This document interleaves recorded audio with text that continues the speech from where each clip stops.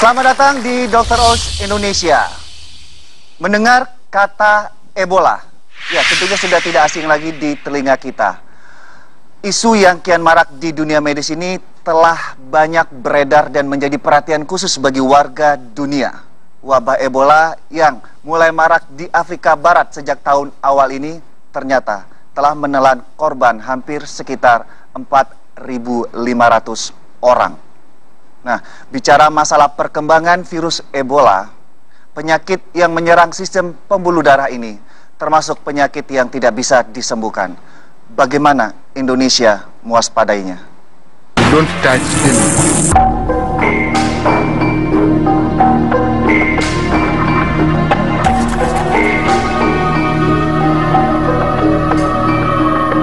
Virus Ebola adalah salah satu jenis virus yang berasal dari gen Ebola virus. Virus yang juga dikenal dengan EVD atau Ebola virus disease ini paling banyak menyebar di negara Liberia, Guinea, Nigeria, dan juga Sierra Leone. Virus Ebola berasal dari hewan liar dan menyebar pada manusia melalui kontak langsung dengan mereka yang terinfeksi. Sebegitu banyak tenaga medis dari berbagai negara dikirimkan untuk menangani masalah ini. Namun tetap saja masih banyak korban yang berjatuhan.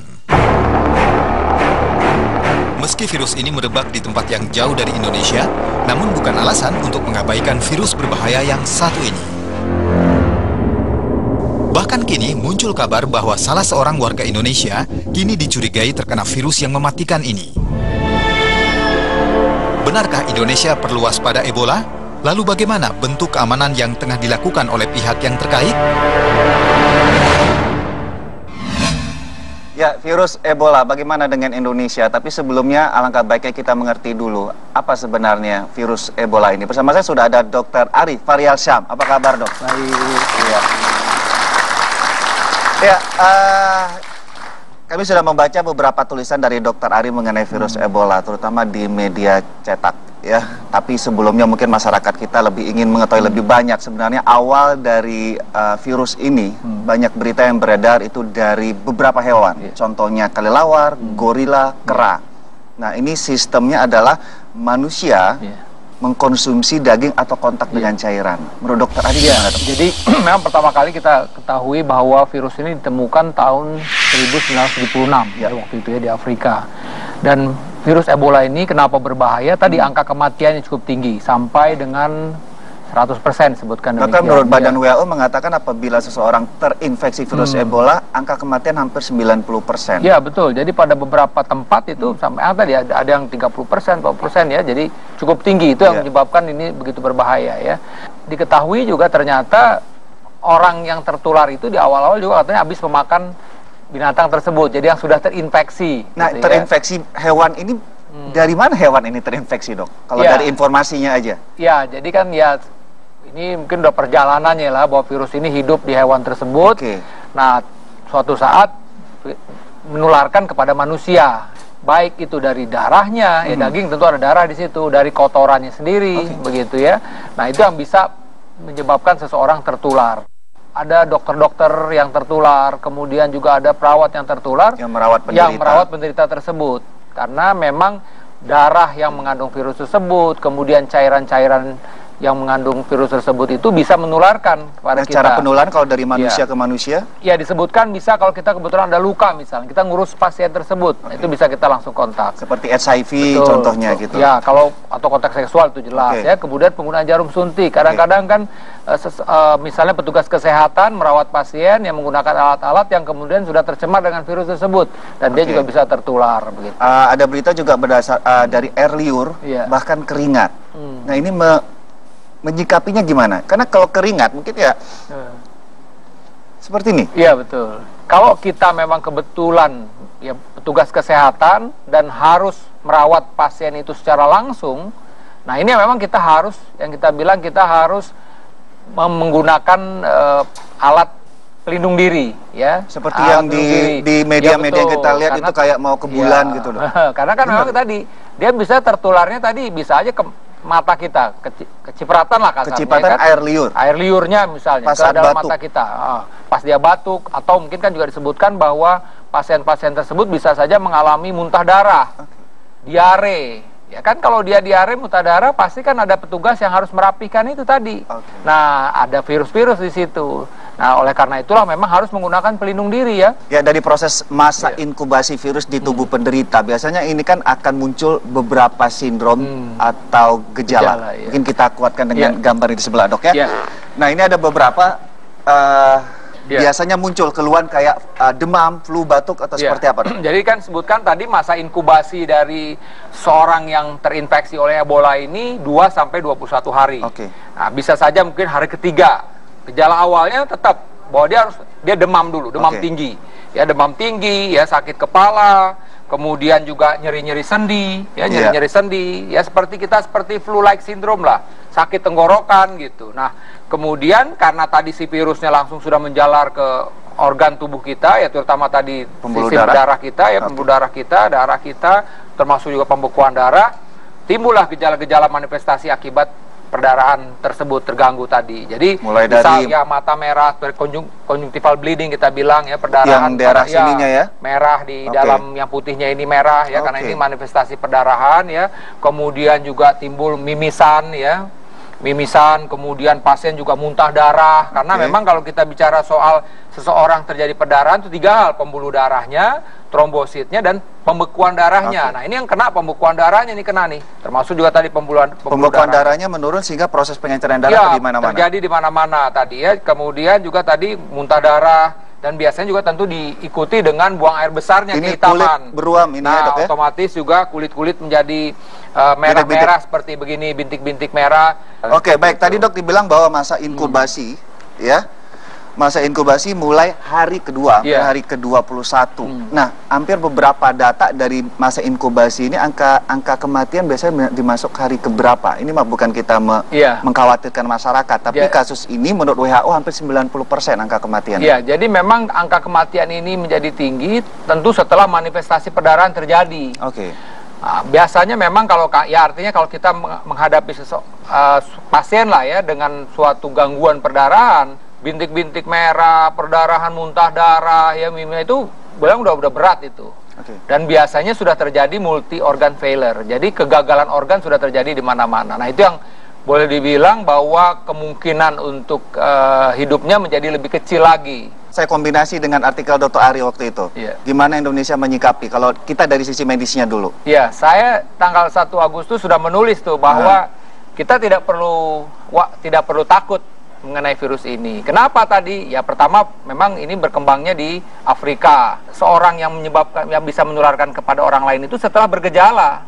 Jadi kalau dia masih masa inkubasi, dia belum menularkan kepada orang lain. Berarti proses pencegahan itu sangat apa istilahnya kita butuh kerjasama. Betul, ya tidak hanya di rumah sakit, tapi ternyata yang namanya wabah Ebola ini kan walaupun ada satu yang saya kutip tidak menular melalui udara, tapi air liur. Udara ini maksudnya adalah bahwa peredaran seperti ini enggak. Namun tidak menutup kemungkinan yang namanya wisatawan maupun yang lokal internasional, apalagi dari daerah endemi itu masuk melalui bandara. Nah, di sini kita juga kedatangan salah seorang dokter juga, di mana beliau mewakili dari kantor kesehatan pelabuhan. Dokter Edo, apa kabar dokter? Baik. Iya. Silakan dok. Apa kabar dokter Edo? Baik. Terima kasih, baik. Wah, senang sekali bisa kita share tidak hanya mengundang dari teman di rumah sakit, tapi dari pengawasan bandara terutama ya dokter Edo. Nah, awal tahun ini seperti dia kayak isu yang bangkit lagi. Nah, sikap dari Indonesia dalam mewaspadai khususnya dari pihak pelabuhan. Dari pelabuhan terutama yang kita lihat di Soekarno-Hatta sebagai pelabuhan ibu kota. Ada announcement dulu dari Menteri bahwa kita harus meningkatkan kewaspadaan, maka kita mulai dengan meningkatkan kewaspadaan. Jadi semua flight atau penerbangan yang khususnya dari Afrika itu sudah diinfokan atau gimana maksudnya? Jadi kita kebetulan punya keberuntungan dan punya ketidakberuntungan. Apa? Keberuntungan kita adalah bahwa tidak ada flight dari Afrika langsung nggak ada ya. Berarti mereka sudah tersaring di negara sebelum mereka masuk ke Indonesia. Oke, itu satu hal poin positif untuk warga Indonesia, bahwa kekhawatiran ini jangan menjadi parno juga. Jangan menjadi parno bahwa tidak ada pesawat langsung kan begitu. Tetapi dia bisa saja melalui negara lain baru ke kita setelah lolos dari negaranya, kan seperti itu. Nah, jadi Untuk itu kita harus mempersiapkan airlines-nya dulu. Jadi krunya itu dan pilotnya harus tahu bagaimana mereka itu membuat satu universal precaution lah. Standar untuk mengetahui apa yang terjadi supaya tidak menyebar di dalam pesawat seminimal mungkin gitu ya. Kemudian mungkin saja mereka setelah turun. Ketika mereka turun, mereka harus melalui thermal scanner. Thermal scanner yang kayak gambaran masyarakat, misalnya kayak dulu virus flu burung, gitu. Seperti dikatakan dokter tadi bahwa virus itu mulainya dengan demam. Jadi kita mencoba mencari semua orang yang demam. Kalau demam kita harus tanyakan. Standarnya berapa Celsius? Di atas 38. Di atas 38. Di atas 38. Wah, flu batuk sama ini. Justru ini merepotkan. Sangat menipis, aktivis sekali ya. Aktivis sekali. Apa penyebabnya juga harus kita tahu. Oleh karena itu ketika thermal kita itu berteriak tep kasih signal, kita bawa mereka ke satu tempat. Ya, kita bawa dia ke ruangan. Di ruangan itu kita berikan wawancara. Apakah Anda dari daerah tertular? Tidak. Apakah Anda pernah merawat orang? Tidak, gitu ya. Jadi, nah, kalau sudah kita selesai bertanya jawab, tidak ada atau ada, kita beri mereka satu kartu yang namanya Health Alert Card. Kartu tersebut itu biasanya berlaku berapa lama? 21 hari. 21 hari setelah mereka meninggalkan loh. Bukan 21 hari setelah diberi. Karena masa inkubasi adalah terjadi pada saat di sana. Kita juga harus menjaga keamanan, kenyamanan para pelaku perjalanan ya. Jadi jangan dibikin jadi terlalu panjang. Yang poin kedua berarti ini keparnoan kita bisa diminimalkan ya dengan bantuan dari informasi dari Dokter Ari dan Dokter Edo. Di ujung sana tuh saya lihat dulu nih Dokter Yama, Dokter Edo, bintang tamu kita nih Gading Martin dengan pakaian cerahnya. Di samping keparnoannya mungkin agak sedikit lega ya Gading. Apa kabar Gading? Baik dok. Ada pertanyaan Ding. Karena di belakangmu itu selain perawat juga petugas rumah sakit. Oh, saya pikir saya salah supporter bola dok. Saya orang sendiri. Halo Mbak. Gemes. Sehat ada banget pertanyaan dok. Iya dok, kalau saya mau nanya tentang Ebola ini biasanya pasien tuh bisa bertahan berapa lama sih? Dan katanya saya sempat dengar kalau udah meninggal pun masih bisa menularkan gitu ya. Katanya sih seperti itu. Jadi memang betul ya pertanyaannya Mas Gading tadi ya, bahwa artinya dalam keadaan sudah dalam jenazah itu ada kemungkinan virusnya tuh masih ada di situ. Oleh karena itu memang harus memanage si korban tersebut juga dengan kehati-hatian. Lebih bahaya buat untuk orang-orang yang mengurus petugas medisnya. Itu ya. Nanti kita sambung lagi Ding. Ya bagaimanapun terima kasih buat Dokter Edo atas informasinya, ini sangat berharga karena hampir seluruh masyarakat Indonesia menggunakan fasilitas yang namanya bandara. Miskomunikasi atau miskom ini menambah keparnoan ya, takutnya jadi malah kacau. Nah, ada satu isu lagi yang akan kita bahas di segmen selanjutnya. Ini mengenai gambaran bahwa ada penderita Ebola yang meninggal lalu bangkit lagi. Sejauh mana isu ini kebenarannya? Sesaat lagi di Dokter Indonesia.